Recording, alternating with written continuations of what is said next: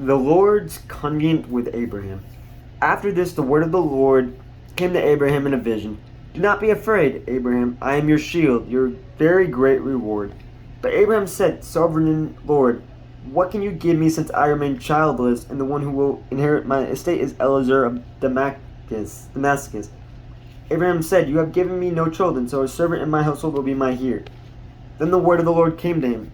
This man will not be your heir, but as a son who is your own flesh, and blood will be your heir. He took him outside and said, Look up at the sky and count the stars.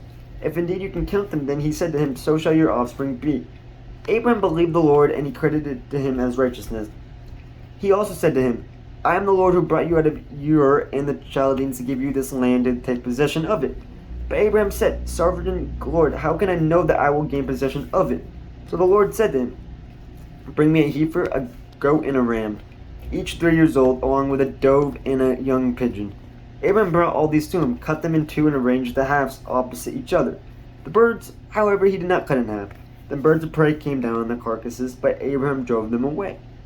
As the sun was setting, Abraham fell into a deep sleep, and a thick and dreadful darkness came over him. Then the Lord said to him, Know for certain that 400 years your descendants will be strangers in a country not their own, and that they will be enslaved and mistreated there. But I will punish the nation that they serve as slaves, and afterward they will come out with great possessions. You, however, will go to your ancestors in peace and be buried at a good old age. In the 4th generation your descendants will come back here, for the sin of the Amorites has not yet reached its full measure.